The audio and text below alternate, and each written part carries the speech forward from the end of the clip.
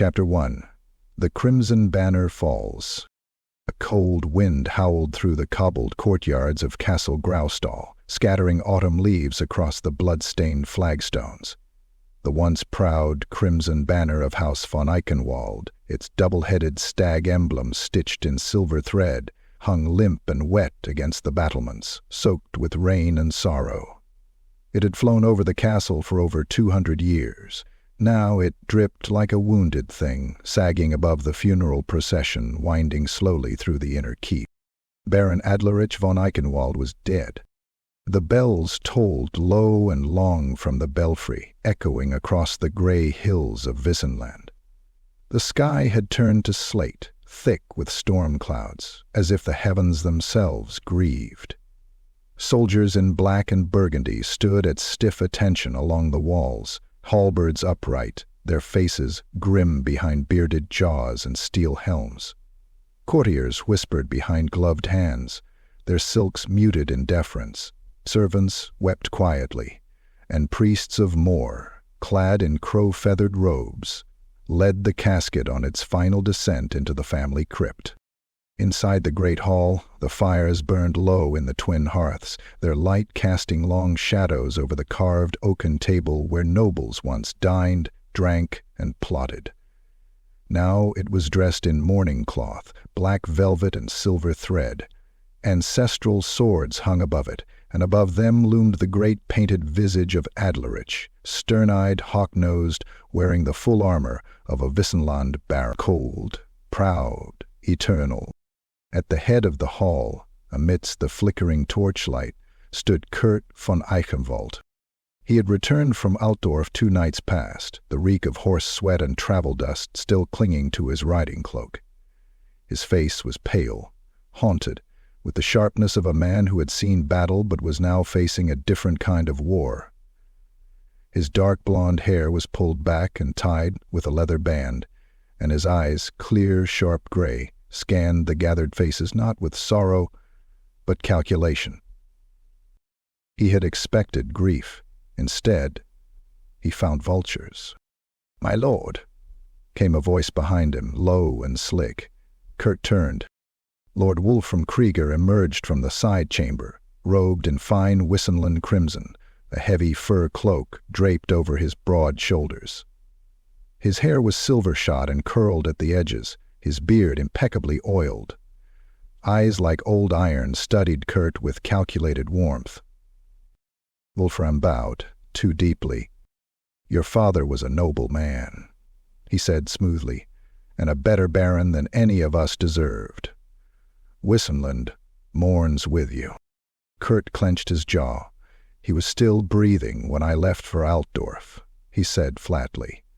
3 months, now he lies in a box. Wolfram's smile did not waver. "These things come swift, my lord.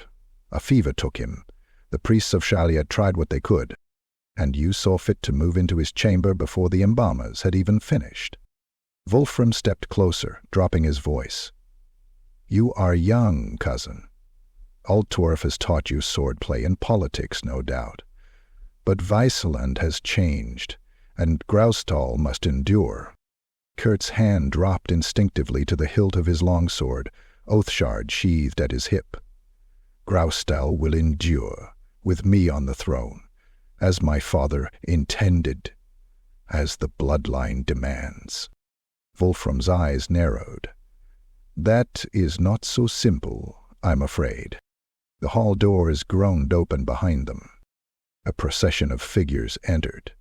Electors from Wissenland's outer regions, draped in ecclesiastical robes or military garb, their boots clacking across the stone floor. Among them were knights bearing the twin-tailed comet of Sigmar, led by a tall, pale priest with burning eyes and a voice like flint. Father Baldwin of the Inner Flame. They took their seats silently, watching Kurt with cold interest. "This is a trial, then?" Kurt asked aloud, his voice echoing off the high ceiling. Father Baldwin stepped forward. "A clarification. The cult of Sigmar has long served as arbiter of succession where bloodlines are disputed." "Disputed?" Kurt spat. "There is no dispute. My father had one son. I am he." Wolfram raised a gloved hand. "There are documents, cousin. Claims raised, concerns whispered." Kurt's fists clenched. "Bastard rumors, spread by cowards and opportunists." "Perhaps," Baldwin said coldly, "but the Empire is not ruled by passions alone. We will examine the evidence." Kurt looked around. The nobles he had known as a boy would not meet his gaze. Sir Halbrecht, who once taught him to ride, sat silently beside the Bishop of Karzov. Lady Katerini, who'd toasted him on his 15th name day, stared at the floor. "I see," Kurt murmured, voice low and bitter. "My father's bones are still warm, and already you scrape at the carcass." Wolfram's face twitched, the mask slipping for a heartbeat. "Watch your tone, boy." Kurt stepped forward, boots striking hard. "You will not take what is mine. You think because my father is dead you can steal his legacy, his people, his land?" Wolfram's voice dropped to a growl.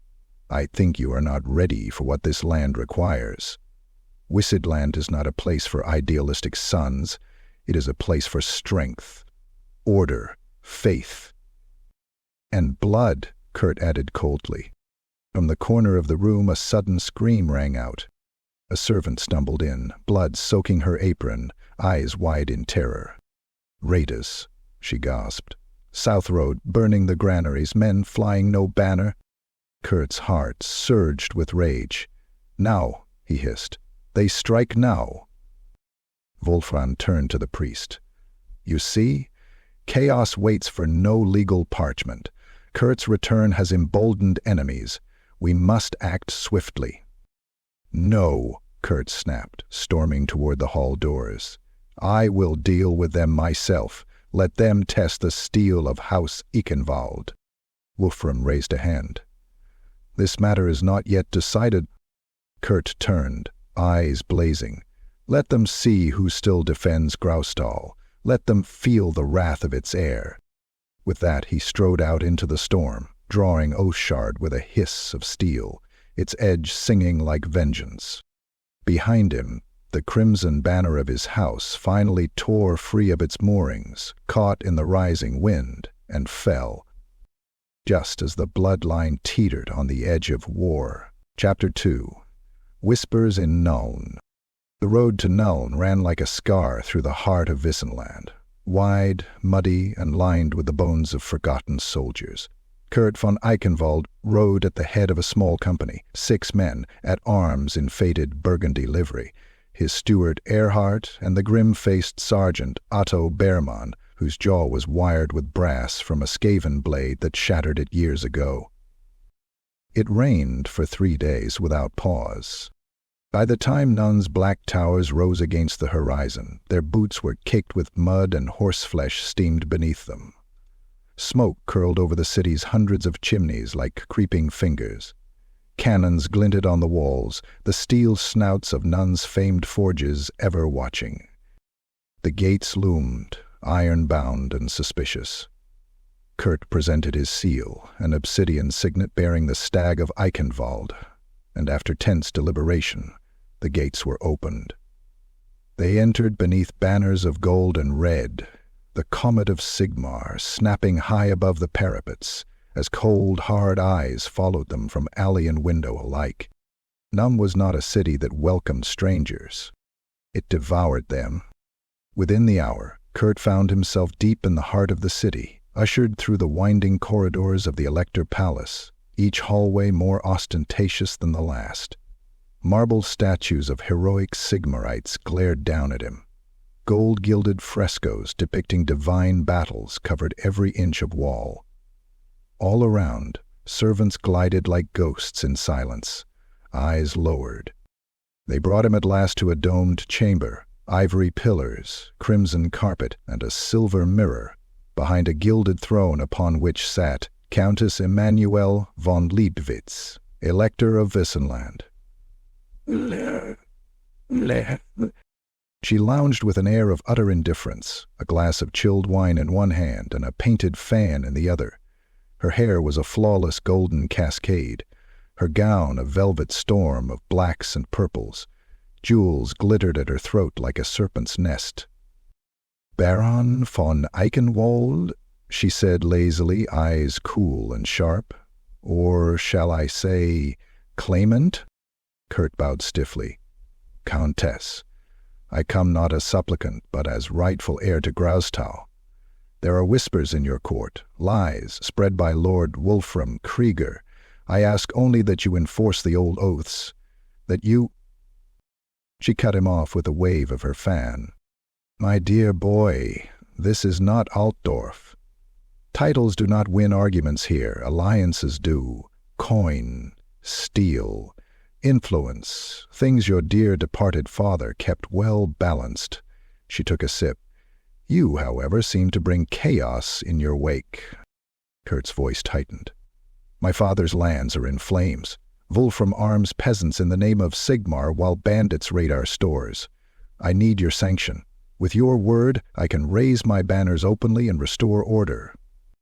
Emmanuel's smile was cold. "Wolfram sent word 3 days ago. He claims you are illegitimate, that your mother was a Tealan courtesan purchased during a summer fair, that Baron Adler never named you his heir in writing. I find that most interesting." Kurt's jaw flexed. "My mother was his wife. The records—" "Lost?" she said sweetly.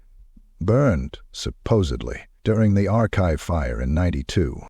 He stepped forward, furious. "You know this is a power grab. Wolfram is using the Church of Sigmar to back his claim and sow fear. He means to divide Wissenland." Emmanuel rose now, slowly. Her voice dropped to a chill whisper. "And you mean to unite it under what? A fading banner? A boy who hasn't even blooded a full army?" She stepped down from the dais. "Wissenland has always been a nest of snakes, Kurt. Do you know how one survives here? By being venomous enough that the others think twice before striking." She leaned in close, her breath scented with wine and roses. "You are not yet venomous." That night, Kurt returned to his rented villa beneath the shadow of Nuln's great cannon foundry. The streets were thick with fog and suspicion. News of his presence had spread faster than fleas on a rat's back. Inside, Otto sharpened his blade by the fire, while Erhard counted dwindling coin with a worried look. Kurt sat in silence, staring into the hearth. "They've already chosen Wolfram," he muttered. "Then we cut off their tongues," Otto growled, "or their heads." The door creaked. A woman entered, cloaked, hooded. She closed the door behind her and tossed a scroll onto the table. "From the Black Docks," she said. "Lord Krieger is not waiting for votes. He's buying mercenaries from the south. 30 sellswords left none last night under his coin. They'll hit Grausthal's outlying farms within the week." Kurt unfurled the scroll. A map. His map. Marked with red X's across villages, storehouses, grain depots. "How did he—" The woman interrupted, tossing back her hood. Her face was scarred, her left eye milky white. "He has agents in your own house. Spies feeding him everything." Kurt looked up sharply. "Who are you?" "Someone who hates Krieger more than she fears him," she replied. "My name is Leiss. My brother was hanged in Graustal on Krieger's orders, framed as a heretic. I've been following him ever since." Erhard spoke up. "If this is true, my lord, we must ride at once. Warn the towns." Kurt stood slowly. "No. We ride tomorrow. Tonight, we let them think I'm still groveling in court." He turned toward the hearth, watching the flames. "Let him whisper. Let them think I've failed. When I return to Graustal, I'll burn the lies from their tongues." Meanwhile, in the hills north of Graustal, fire already bloomed. Farmsteads screamed under torch and blade as mercenaries, ragged, brutal men in piecemeal armor, slaughtered indiscriminately. Children were dragged into barns, men run through with pikes, and women bound in bloodied sheets as the towns of Falkenstadt and Braunfeld burned. Over the carnage, Lord Wolfram stood upon a hilltop, clad in blackened plate, the comet of Sigmar on his cloak. He watched the flames with grim satisfaction. Behind him, Father Balwin prayed loudly, blood dripping from his mace. "Purge the heretic, cleanse the stain, make ready the land for righteous rule." Wolfram gave no answer, only raised his gauntlet to signal another wave. And so the war began, not with drums or trumpets, but with whispers and screams, cloaked knives and burning fields. The first price of succession was paid in blood. Chapter 3. The Wolves Stir. The wolves came under moonlight. Not beasts, but men, if they could still be called that, wrapped in patchwork cloaks, their armor crusted with old blood and rust, faces hidden beneath crude masks or streaks of blackened soot. They moved like phantoms through the forests and fields of Eichenwald, slipping between trees with the silence of nightmares. Where they passed, only ruin remained. By the third week of raids, 10 villages had burned. Smoke rose daily on the horizon, each column a grim signal to Castle Graustal that the noose was tightening.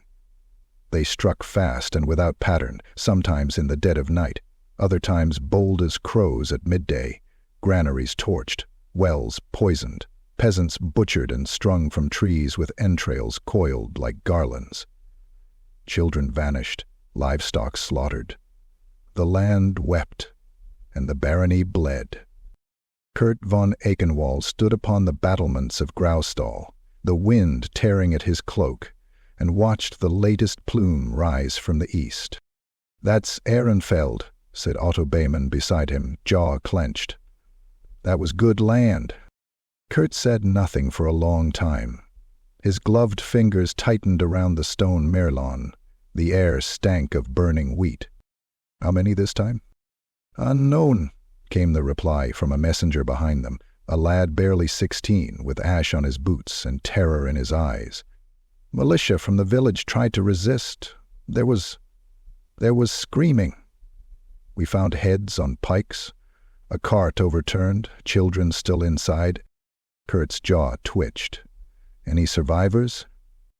The boy shook his head.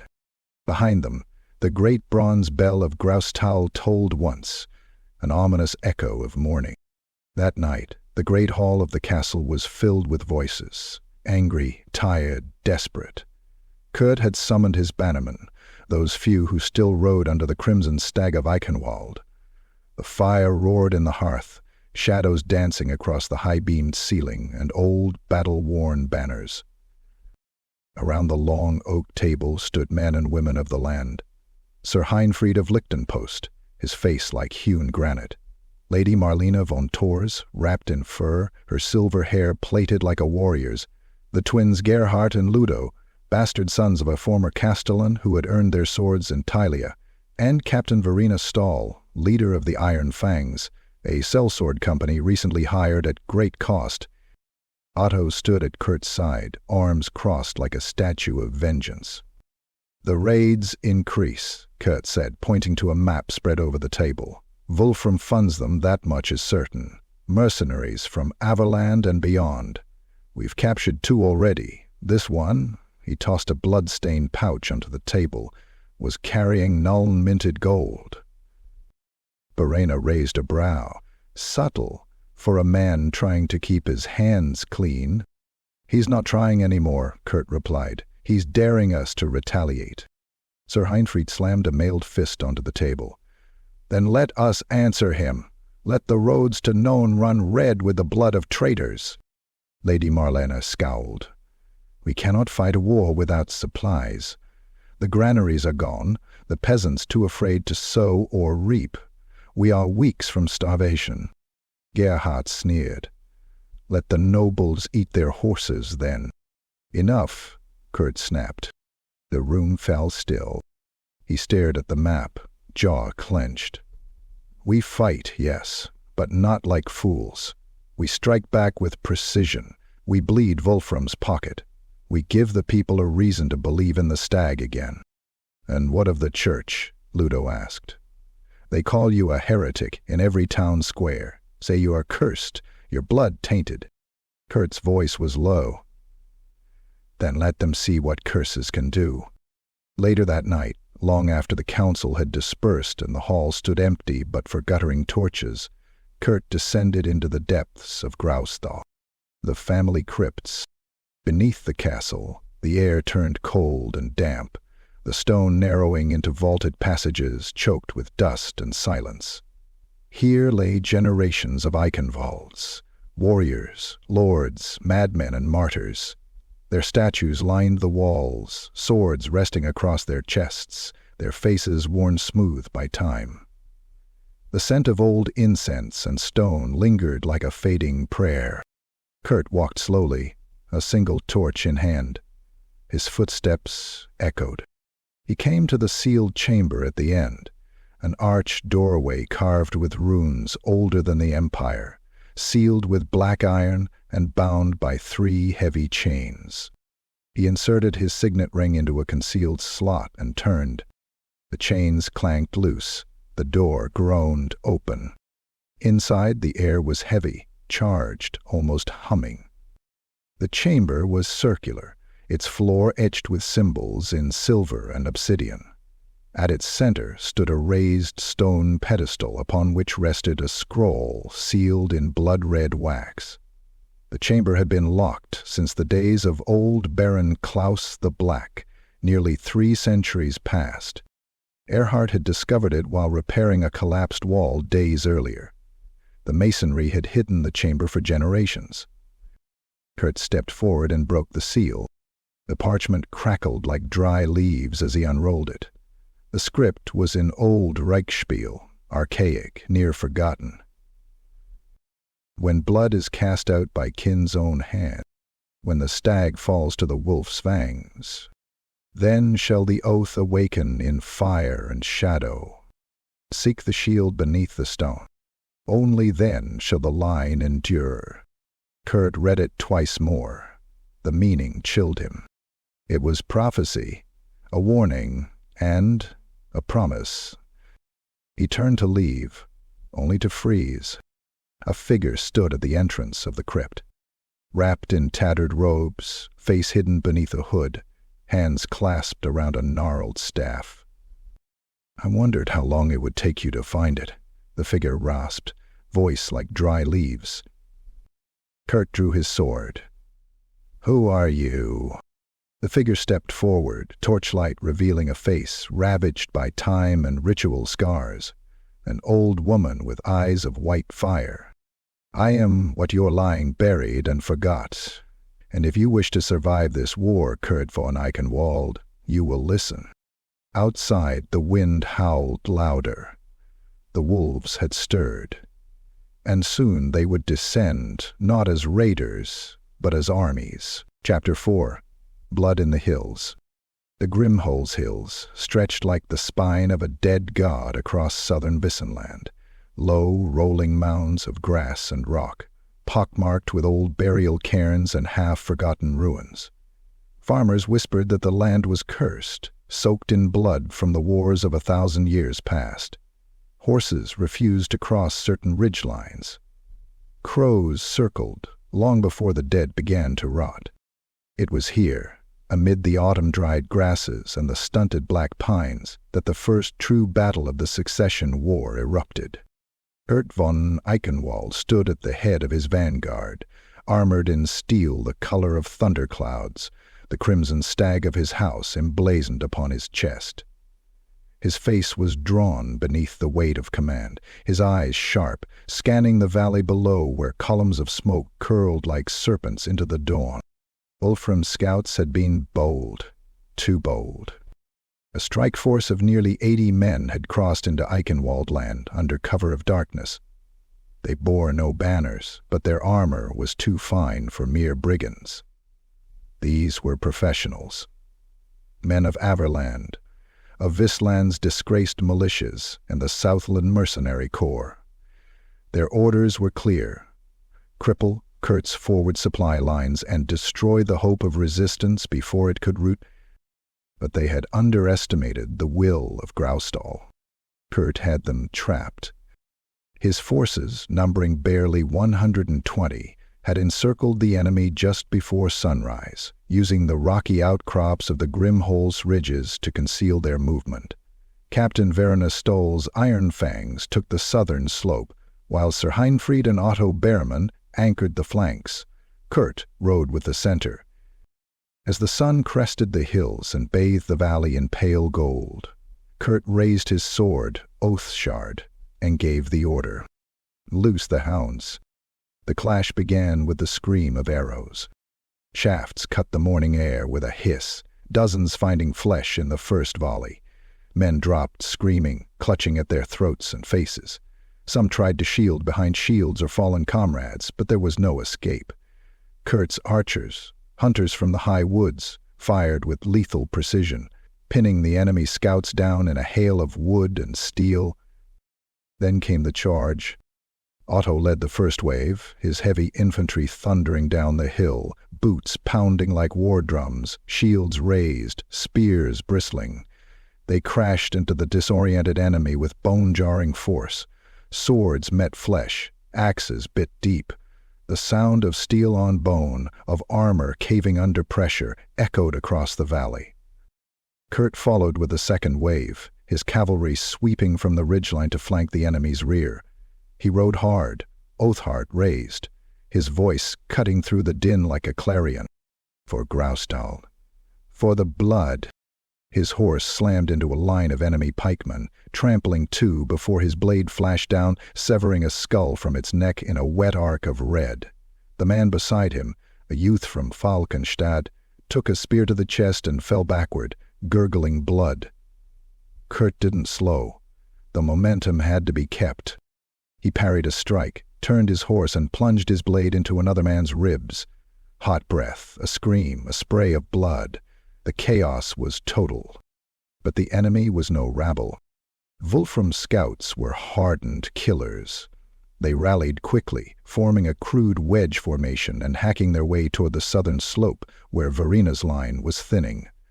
The mercenaries fought like demons, eyes wide with fervor, shouting invocations to Sigmar as they cleaved down peasants and veterans alike.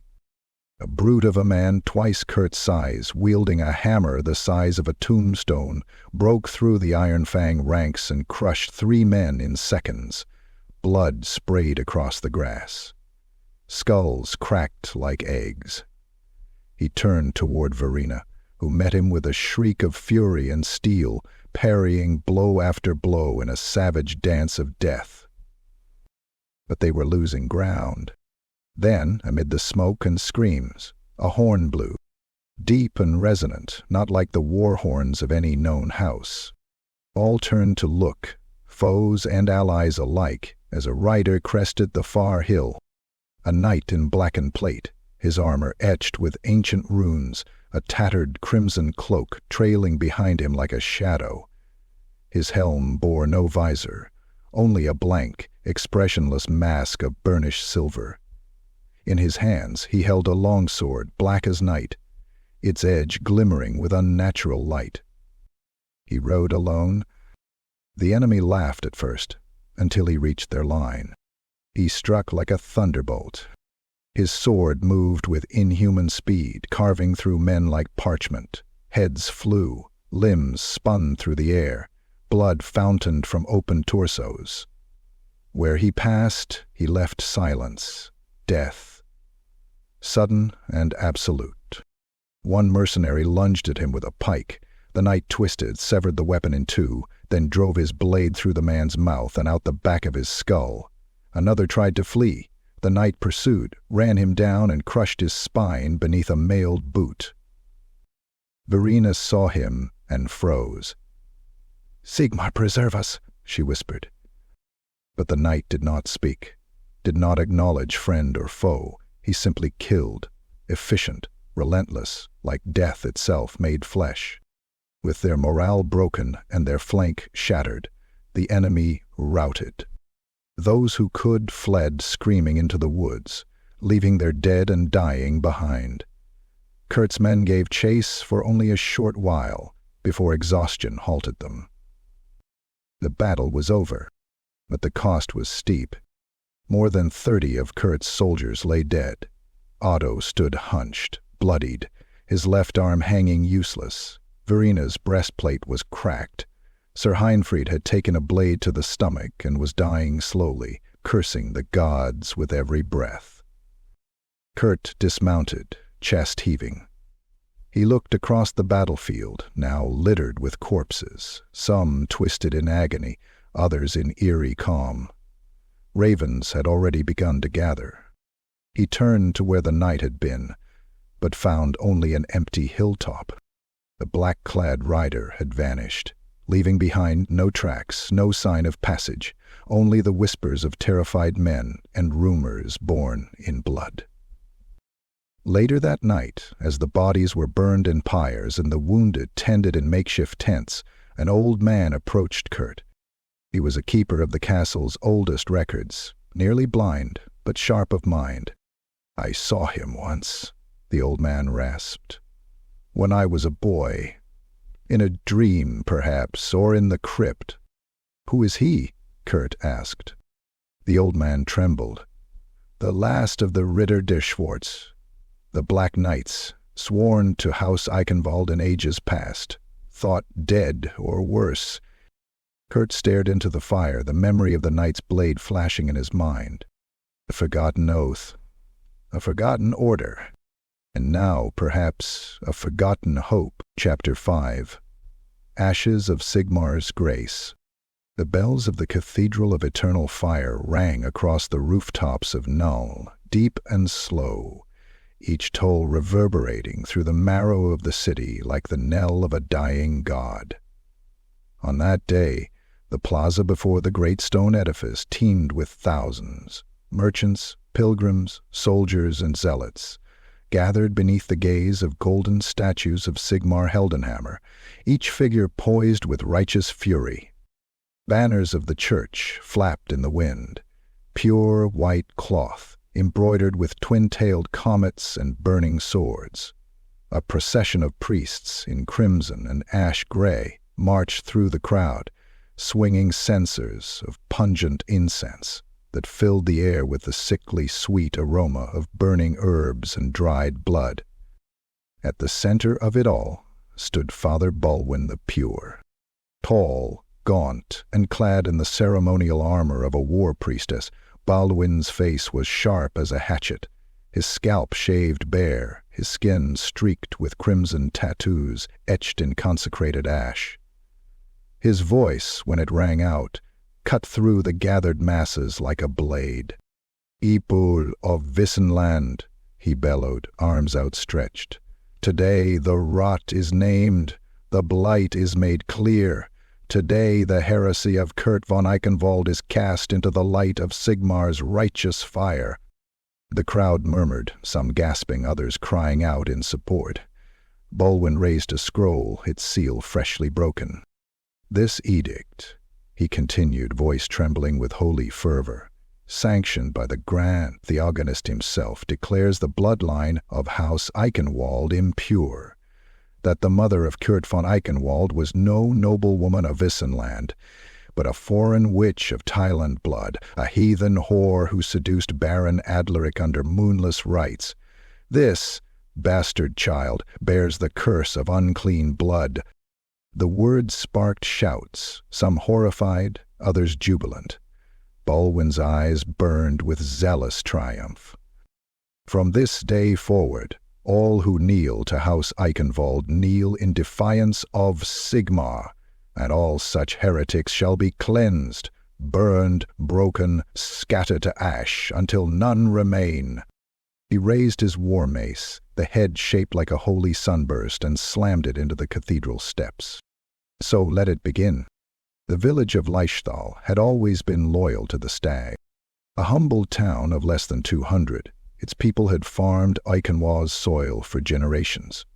They had sent sons to the border wars, paid their tithes to the castle, and prayed nightly beneath icons of Sigmar and more. They kept faith with the old blood. And for that, they were made an example. 3 nights after the edict, a column of church fanatics descended from the north. 50 men clad in blackened mail, torches in hand, led by Father Balwin himself. With them came warhounds, bound in chains, and pyres pre-built in wagons soaked in oil. The attack began before dawn. Villagers were dragged from their beds by torchlight. Children screamed. Men reached for pitchforks and were split open with axes and warhammers. Balwin strode among the chaos like a prophet of doom, reciting verses of condemnation as his followers did their holy work. "Purge the stain," he cried. "Rip the weed from Sigmar's garden." The inn was the first to go, its doors barred from outside before fire was set to its thatched roof. Inside, a family of 6 burned alive, their screams echoing across the hills. The temple was next, its shrine to Sigmar torn apart and rebuilt as a pyre. The priest, old brother Eldrick, was crucified upon its frame and set ablaze. Worse was done to the women. Those accused of witchblood were stripped, branded, and marched into the river tied together with chains. Balwin watched impassively as they were drowned one by one, their limbs thrashing like dying fish beneath the current. When it was over, Leishtal was little more than charred timber and smoke. The church banner was driven into the town square, blood still drying on its base. A single survivor, a boy of 9, staggered into Castle Graustal 2 days later, his face half burned, his voice hoarse from screaming. Kurt listened in silence as the boy told his tale, sobbing into a blood-stained tunic. When he finished, the room fell still. Even Otto, whose face rarely betrayed emotion, looked away. Kurt stood slowly. His knuckles were white around the arms of the great oaken chair. "Burned," he said. "In Sigmar's name." Lady Marlena stepped forward.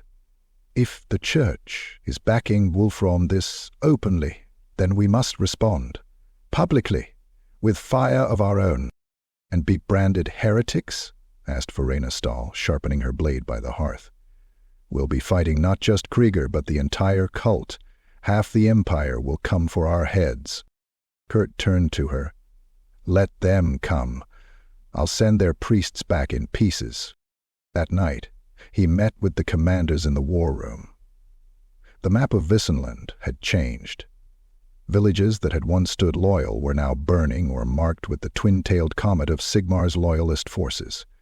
Even those that remained neutral teetered, afraid to support the stag lest they invite holy wrath.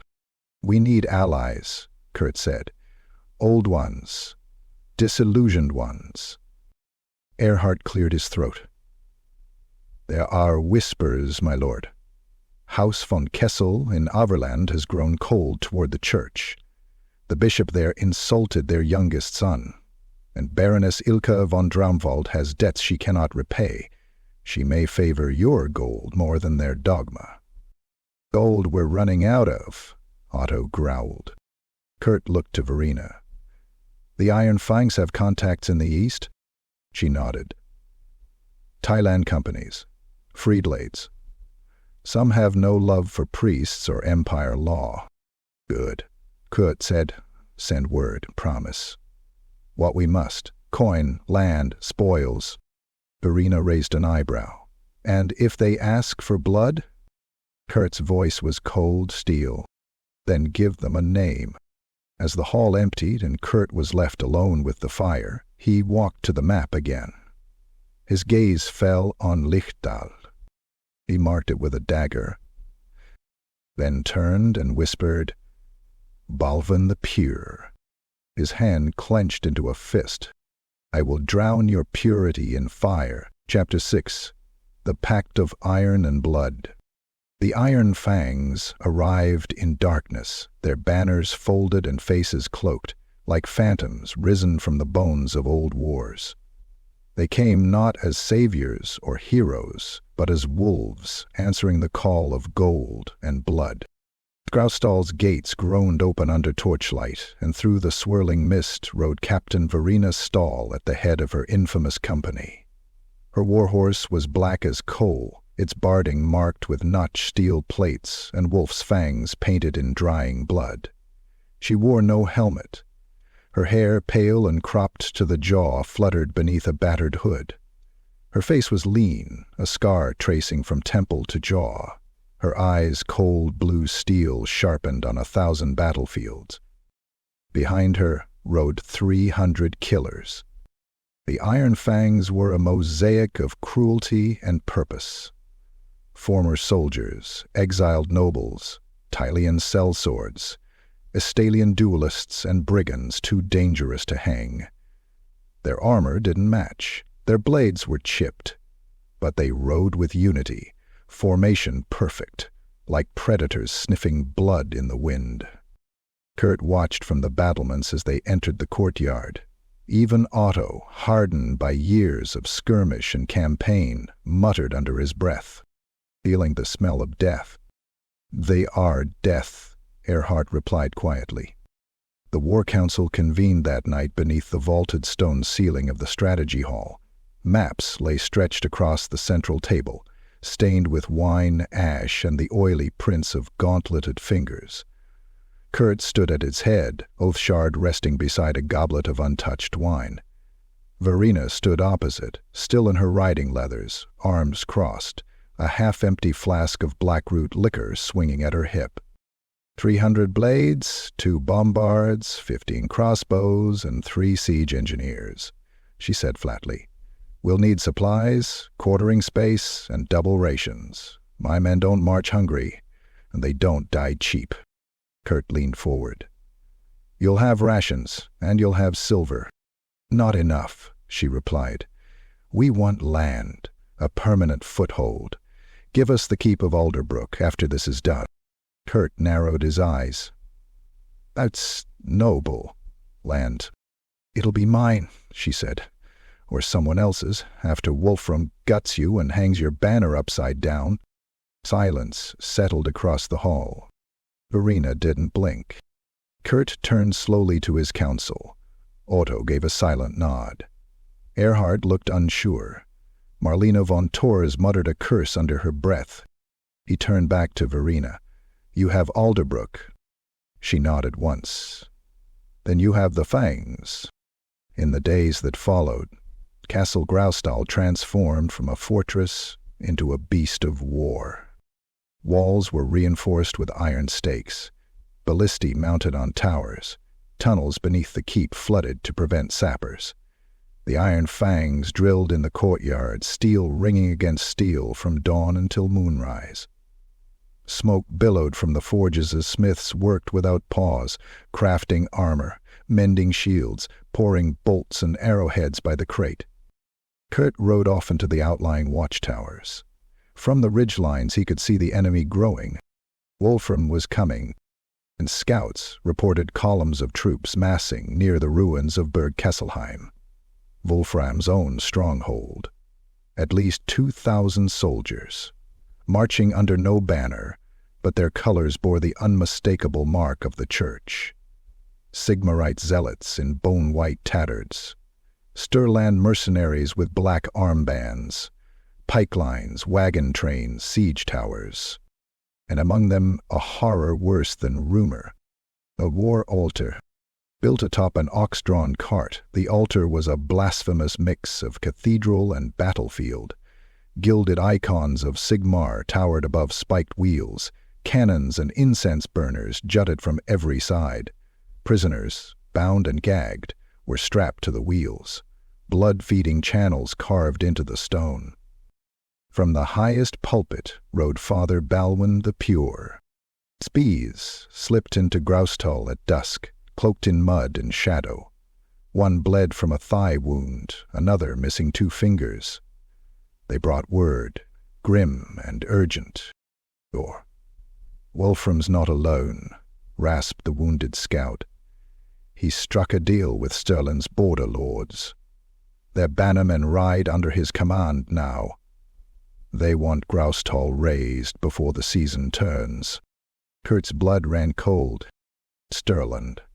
That meant more men, more coin, more steel. It meant the East was open to invasion. It meant every border village would soon be swarming with sellswords, eager to carve a piece of Wissenland for themselves. He looked to Verena. "What do you know of them?" She snorted. "Stirland lords are worse than wolves. They'd sell their own kin for a well-sharpened blade. The ones riding with Wolfram now, they were driven out of their own lands. Plague, debt, or scandal. This is their redemption, or their revenge." Otto thumped the table. "Then we strike first. Hit them before they're ready." Kurt shook his head. "No. We draw them here. Force them to bleed for every inch." Verena grinned. "Good. Let them come. Let's make the hills drink." On the eve of battle, Kurt stood alone in the castle chapel. The candles burned low, flickering shadows across the cold stone saints that lined the alcoves. The statue of Sigmar loomed before him, hammer raised, face impassive. Kurt stared up at it. "I believed in you," he whispered. "As a boy, as a soldier, when I fought against greenskins, when I knelt in the temple after my father died, I believed." His voice turned to a low growl. "But now your priests burn my people. Now they spit on my mother's grave and call my blood cursed. You have abandoned me." He stepped closer, eyes blazing. "And I abandon you." He turned his back on the statue and walked into the night. The dawn broke red. Wolfram's host had begun its march. In the hills east of Graustall, dust rose like a storm, black against the sky. The wolves had come. But the stag stood ready, cloaked in iron and flame, and fed by a pact sealed not with ink, but with blood. Chapter 7. Siege of Graustall. The drums began at dawn. Low, relentless, and thunderous, like the heartbeat of some colossal, unseen god beyond the walls. The hills around Castle Graustall were no longer hills, but ranks of steel and flesh. Wolfram's host had come in its thousands. Black banners bearing the sigil of no house fluttered beside the silver of Stirland's mercenary lords, and high above them all rose the blinding white of the Sigmarite standard. At the center of it stood the war altar. Massive and grotesque, it creaked forward on iron-bound wheels, pulled by 12 oxen driven mad by firebrands. Its brass horns shrieked hymns through the valley, accompanied by the howls of caged penitents nailed to its sides, their skin flayed in sacred patterns. Priests screamed litanies over the clash of arms, and flames licked from censers, swung on chains thick as a man's wrist. From Graustall's battlements the defenders watched in silence, faces pale. Some whispered prayers, others simply spat and checked their crossbows again. Kurt stood on the high wall, cloak snapping in the wind, watching it all unfold through narrowed eyes. "They're not testing us," he muttered to Otto, who stood at his side, face grim and splashed with drying blood from the morning skirmish. "They mean to break the gate on the first day." "They've the numbers for it," Otto replied. "And the madness." He gestured to the enemy ranks, where a procession of flagellants, wild-eyed zealots stripped to the waist, covered in ritual wounds and wielding spiked flails, marched ahead of the siege towers like a tide of human sacrifice. Kurt turned to the messenger behind him. "Get Stall. We hold the wall." The first impact came at mid-morning. A great cry erupted from Wolfram's lines, and with it came the engines, massive siege towers dragged by chains, battering rams plated with iron tusks, and trebuchets that launched screaming bundles of pitch-soaked prisoners wrapped in chains. The first one hit the curtain wall with a wet, meaty crack, exploding into a rain of blackened limbs and burning hair. Then came the rocks. Great stones hurled from the trebuchets thundered against the walls, cracking stone and tossing men like rag dolls from the battlements. One tower buckled and collapsed under the strain, killing 30 defenders in an instant. The south wall sagged. Dust rose like ash. Marina Stahl's iron fangs held the north flank, where Stirland pikemen surged forward beneath a rain of quarrels. She screamed orders from atop a mangled tower, her blade slick with blood, her mouth foaming as she butchered a man with an axe still lodged in her side. Beneath her, mercenaries and knights fought shoulder to shoulder against a tide of zealots who fought as if death were a blessing. A breach opened in the west. Wolfram's troops surged through the gap, trampling corpses and screaming oaths. Kurd was there with the reserve's Olshard in hand, his armor dented and splattered. He cleaved through a priest mid-chant, split another from shoulder to groin, and kicked a dying fanatic from the wall to crash below. The sky filled with arrows, smoke, and screams. Inside the keep, treachery blossomed. It began with poisoned bread, served to the wounded in the lower barracks. Within hours, 17 soldiers were dead, foam bubbling from their mouths, eyes rolling in their sockets. Then a powder charge hidden in the smithy ignited, blasting a whole quarter of the inner keep into flaming ruin. Charred bodies lay smoldering in the courtyard. Screams echoed from the burning rubble. Kurt found the culprit, one of the castle stewards, hanged from the rafters, a sigil of Sigmar carved into his chest with a hooked knife. The message was clear. Wolfram had agents inside. By the third night the walls bled. Graustal was a fortress, yes, but even stone weeps beneath the hammer long enough. The defenders were exhausted, half mad from the constant shriek of war horns and the endless pounding of siege rams. Kurt met with his captains in the crypt beneath the keep, only because the halls above had become too dangerous. Flames flickered across the worn faces of those gathered. Otto, wounded but unbending. Verena, her shoulder torn but her eyes still feral. Erhard shaking from exhaustion. The old mage Anselm muttering to himself in the corner. "We can't hold much longer," Otto said flatly. 2 days, maybe 3. "We must buy time," Kurt growled. "There's still one option." He laid a faded map upon the table, one retrieved from the crypt beneath the castle. It showed an old escape tunnel, unused in over a century, buried beneath the chapel. "It leads beyond the siege line," Kurt continued. "We send a force through, strike their camp, burn their supplies, kill their engines, make them bleed from the inside." Verena grinned. "Now you speak my tongue." Within the hour, the plan was set. At midnight, as the walls shuddered and torches flickered under blood-red stars, a section of the old chapel floor was torn open, revealing black stairs descending into the earth. Kurt, Verena, and a hand-pecked unit of 20 descended into the dark. The tunnel was narrow and foul, choked with dust and the scent of old bones. At one point they passed a shrine to Mor, its statue cracked, its offerings long rotted.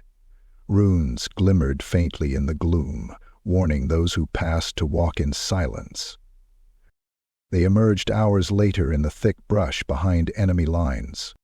The camp sprawled before them, hundreds of tents, siege engines, and munitions. Fires burned, and soldiers slept unaware of the storm about to descend. Kurt raised his hand, and they fell upon the camp like wolves. Tents erupted in flame, powder stores exploded in shattering bursts of smoke and blood. Men ran screaming, blind in the dark. As Kurt's saboteurs slit throats, severed lines, and toppled siege towers into trenches. Verena hurled a torch into a wagon marked with the symbol of Sigmar. "Let him bless that," she snarled. Then, through the chaos, a figure appeared, walking through the fire as if untouched by the heat. The Black Knight, blackened plate glinting with runes, crimson cloak trailing in smoke, sword raised, glowing with a dull, infernal light. Kurt froze. "Who are you?" he demanded. The knight stalked. Then, slowly, he removed his helmet, a face of stern lines marked by age and bitterness. Gray eyes like steel under frost, the same jawline as Kurt's father, the same high cheekbones. A scar ran down his temple. "Eckhart," Kurt whispered. "Uncle." Eckhart von Eichenwald, once banished in disgrace, now returned in secret, and clad in armor older than the Empire itself. "The bloodline lives," Eckhart said, his voice gravel. "But to preserve it, you must do what your father could not." The ground shook behind them, reinforcements coming. "We'll speak later," he said. "Now kill them all." Together they vanished back into the dark. By dawn, 2 siege towers were reduced to ash, 4 supply wagons destroyed, and Wolfram's camp thrown into disarray. From the battlements, Kurt watched as the enemy scrambled to reorganize, smoke rising behind their lines. The siege would continue. But the tide had turned, and in the shadows, the Black Knight rode once more. Chapter 8. The Burning of Langwald. The woods of Langwald had once whispered with birdsong and the laughter of children. Now they screamed. Smoke coiled through the ancient canopy like strangling fingers, thick and acrid. Trees cracked and fell in flame, casting sparks across the blood-muddied fields. Homes burned, livestock ran wild, and corpses, some in armor, many without, littered the roads like broken dolls. War had come to Langwald not with banners and declarations, but with steel and fire in the dead of night. Kurt's forces descended without mercy. The raid had been meticulously planned. Langwald sat on the vital road between Wolfram's forward camps and his central supply depot. Caravans passed through daily. Grain wagons, barrels of black powder, crates of bolts and medicine. Strike there, and Wolfram's siege would begin to starve. But the cost. It began at dusk. Irina Stahl led the Iron Fangs ahead of the main force, silent shadows slipping through the woods, knives glinting in dying light. They struck the pickets first, sentries patrolling too close to the tree line, their throats opened with surgical precision. Bodies dropped without sound, only the rustling of leaves marking their passing. Then came the signal, 3 flashes of reflected light from Kurt's perch across the ridge. The wolves were unleashed. From the south, Kurt led the main host, nearly 500 strong, a mix of his dwindling bannermen, militia, and mercenaries bought with Graustall's last gold. They surged down the road, a tide of iron and fury, crashing into Langwald's supply convoy just as the last wagon turned to retreat. The screams began at once. Men were torn from their saddles, impaled on spears, crushed beneath horses' hooves. Crossbow bolts hissed through the smoke, punching into necks and chests with wet, meaty thumps. One of the wagons overturned, spilling barrels of oil across the road. Someone, Kurt never knew who, set a torch to it. Fire roared across the column like a god's breath. Soldiers burned alive, their skin blistering, eyes melting. Some ran screaming, trailing flame like comets. Others fell to the ground, thrashing, until their screams turned to gurgles. The smell of charred flesh filled the night. But Wolfram's men were no fools. Reinforcements hit from the east, Stirland mercenaries clad in forest green, wielding hooked polearms and arquebuses. They struck Kurt's flank like a hammer, driving into his rear lines, sowing chaos. The battle devolved into a nightmare. No clear lines, no order, just killing. Men wrestled in the mud, knives punching into guts, teeth gnashing as throats were torn open by hand. A boy, no older than 14, stabbed a veteran through the eye, only to have his skull crushed by a warhammer moments later. The ground became slick, and soon men were slipping in the blood and entrails of their own. Civilians, trapped in the village, were caught in the maelstrom.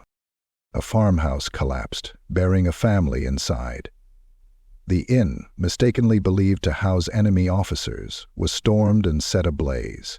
The innkeeper's daughter screamed as a Sturlander dragged her out, only to be cut down by Verena herself moments later.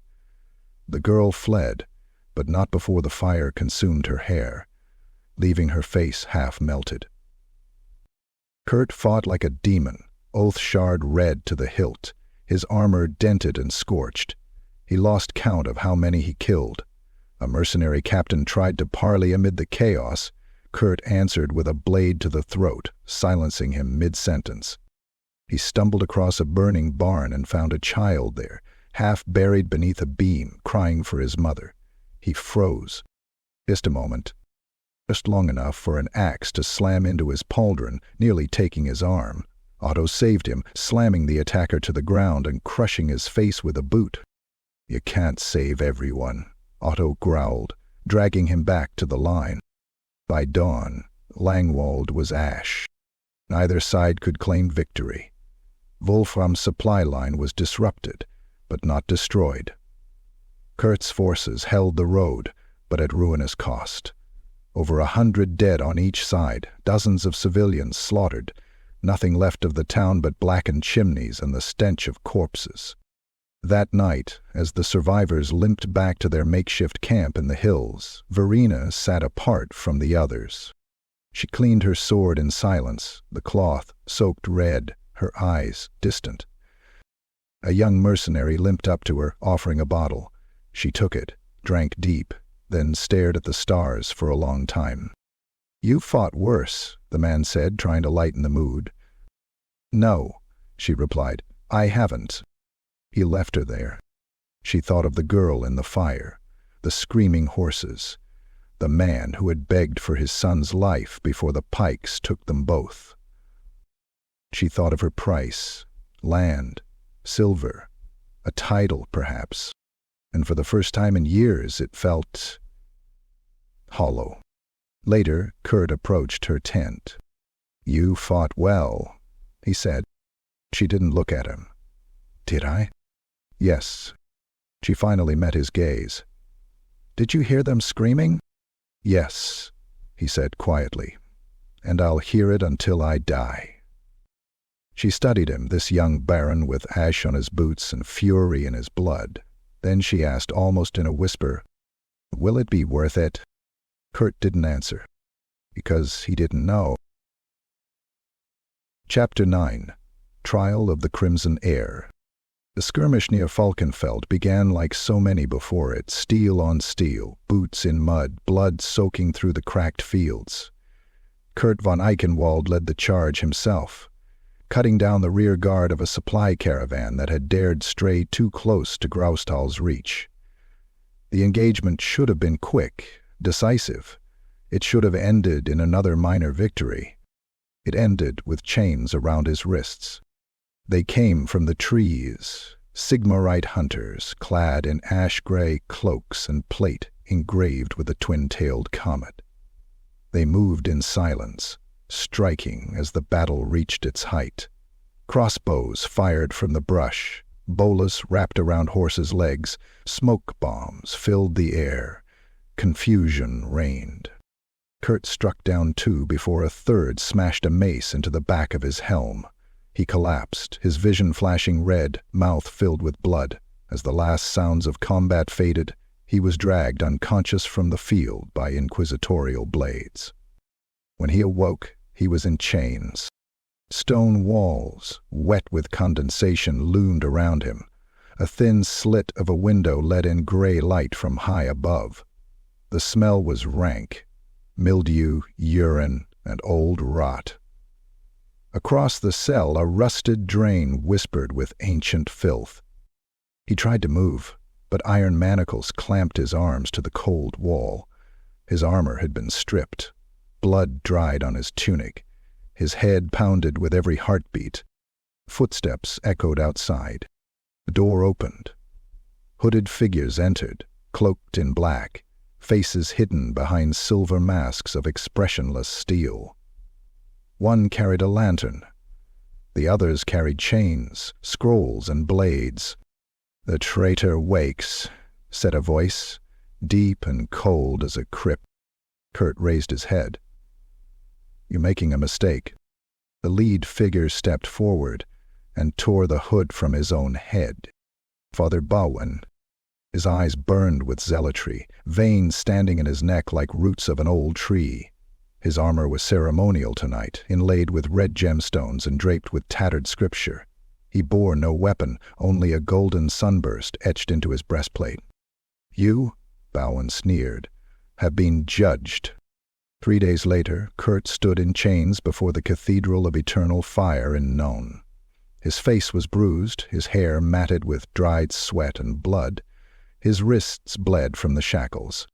The nave of the cathedral had been transformed into a courtroom, a place of divine judgment. Rows of pews were filled with nobles, priests, and military officers. Sigmarite banners hung heavy from the arches. Censers swung overhead, coughing black incense into the air like funeral smoke. High upon the dais stood the inquisitorial panel, 4 war priests, 2 noble judges, and Father Baldwin as presiding inquisitor. Behind them, looming above all, was the great stained-glass window of Sigmar Heldenhammer, hammer raised, eyes aflame with holy fury. Kurt was dragged forward and forced to kneel. A priest read the charges.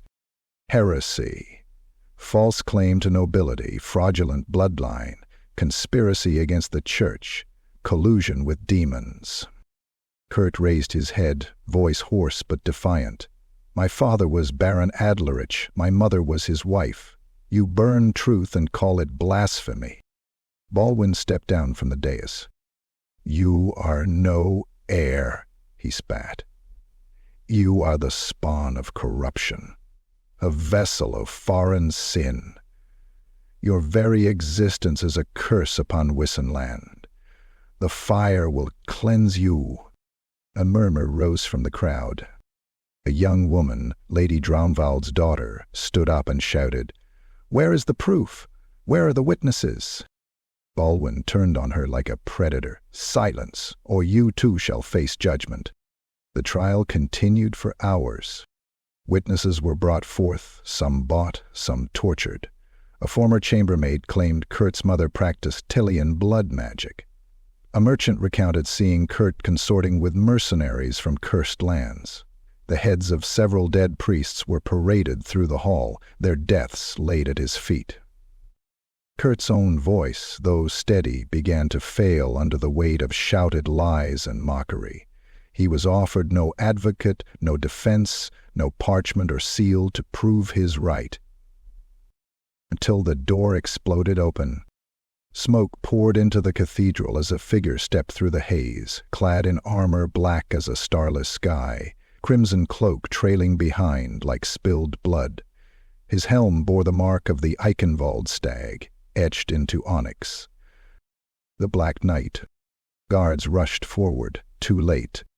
The knight raised a massive blade and carved through them like wheat.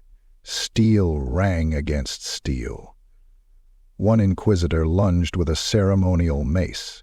The knight caught it mid-swing and drove his sword through the priest's chest with a single, brutal thrust. Screams erupted, nobles fled, the stained-glass window shattered under the concussive blast of Anselm the mage, who stepped in behind the knight hurling runes of fire. Then came Verena and the Iron Fangs, axes swinging, cutting a path through the Sigmarite guard with methodical savagery. Blood splashed across the altar steps. Amid the chaos, the Black Knight approached Kurt and removed his helm. "Uncle," Kurt breathed. Eckhard von Eichenwald cut the chains with one mighty strike. He threw a bundle of scrolls at the feet of the remaining judges. "Records!" he bellowed. "Unburned, hidden beneath the first stone of the Eichenwald crypt, signed by Baron Adlerich, sealed by House von Leibwitz." Anselm tossed another scroll forward, aged parchment bearing arcane sigils. "And the prophecy," the mage said. "The oath, buried truth, now spoken in fire." Father Balwin stepped forward, shaking with rage. Lies, all lies, heresy and forgery. Eckhard cut him off. You call it heresy because it unmakes your power. Balwin raised his hand to call down the Inquisition's judgment, but Kurt was faster. He seized a fallen sword and drove it into Balwin's chest. The priest gasped, blood bubbling from his lips. His body convulsed on the blade, fingers clawing at the wound, before he crumpled on the cathedral floor. Kurt stood over him, eyes cold. I reclaim my name, he said, and I condemn yours. The bells of the cathedral rang again, this time not for heresy, not for judgment, but for war. As Kurt von Eichenwald marched free into the firelit streets of None, flanked by his uncle and the Iron Fangs, the people looked on with fear and hope. The Crimson Heir had survived the trial. Now he would finish the war. Chapter 10. The War's Price. The final battle began at dawn. Mist hung over the fields outside Nunn like a death shroud, blanketing the broken earth in ghostly silence. The distant cry of crows echoed over the corpses from days prior, half buried in churned mud and the charred remnants of siege towers. The river Rake ran black behind the city, its waters swollen with ash and debris. It was not a field chosen for glory, but it would become a graveyard worthy of songs. Kurt von Eichenwald stood beneath the remains of an old windmill, the stump of its blades casting crooked shadows across the ridge. Around him his command was assembling, Otto, his armor dark with dried blood, Verena Stahl, the Iron Fangs rallying at her heels, and the stooped figure of Anselm the Mage, muttering incantations beneath his breath. Eckhard stood silently nearby, his black armor scorched and pitted, his eyes hard as granite beneath his helm. Below them stretched the enemy. Wolfram's host coiled like a leviathan across the hills, thousands strong, bolstered by Stirland lords and mad Sigmarite zealots. Banners flapped in the wind, the twin-tailed comet, the broken wheel of Stirland's mercenaries, and Wolfram's own sigil. A black sun rising behind a silver crown.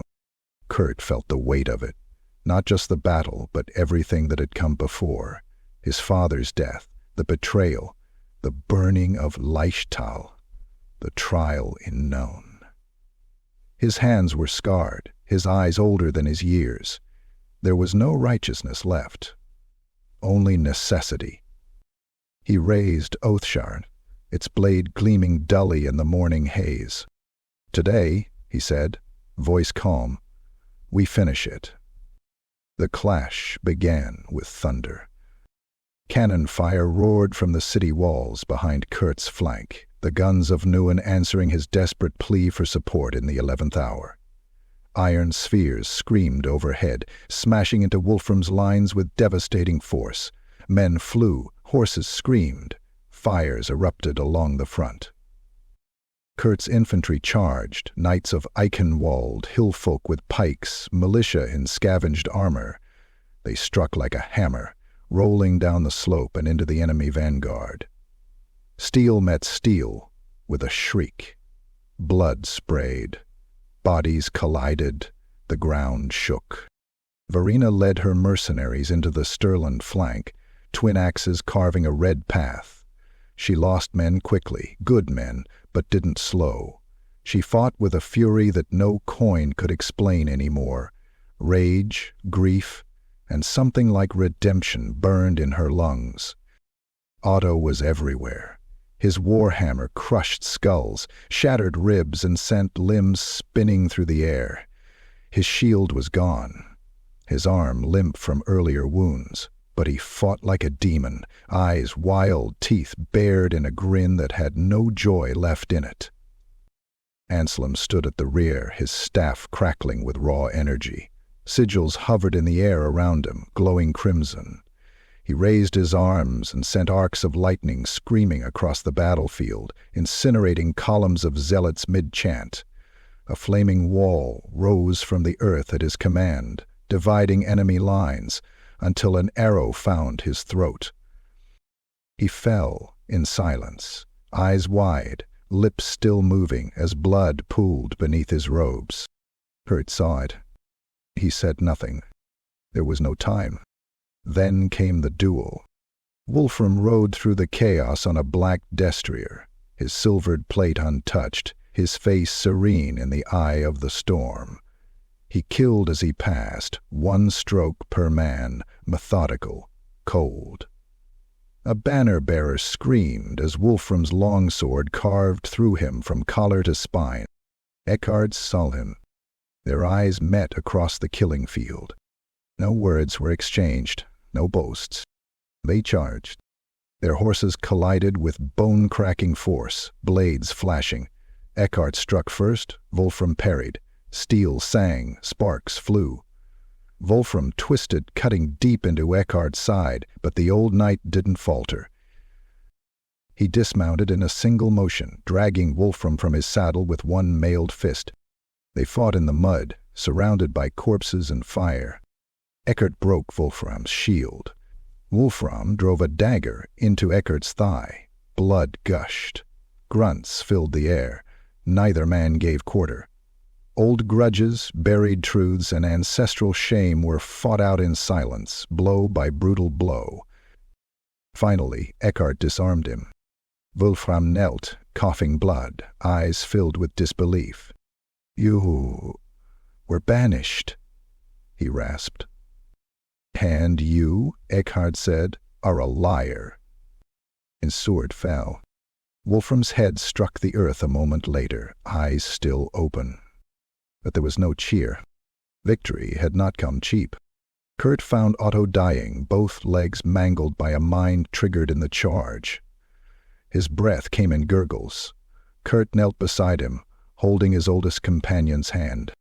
"Was it worth it?" Otto rasped. Kurt didn't answer. Otto laughed, once, wet and sharp, and then was still. Verena survived, barely, missing 3 fingers and half her company. Her hair was singed black, her eyes were empty. She offered no words, just a nod and a distant look that never quite left the battlefield. The plains were carpeted in the dead. Soldiers, peasants, nobles, names forgotten even before the ravens came. A week later, the city of Nuln opened its gates.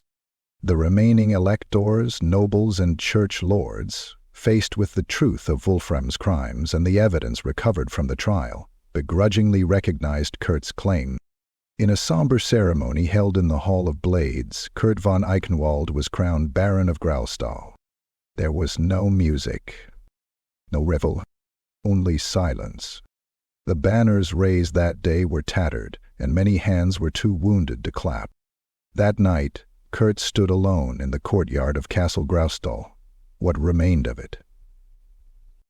Half the towers were gone. The western wall blackened from fire. The halls echoed with wind instead of laughter.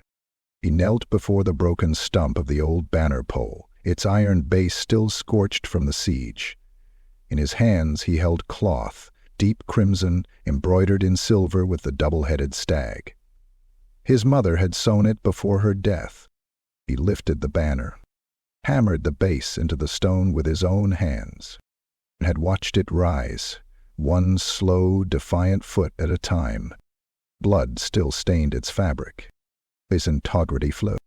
For the dead, for the lost, for the barony broken but not forgotten. Baron Kurt von Eichenwald stood beneath it, face lined with pain, eyes hollow. But his hands were steady, and the wind carried the crimson once more.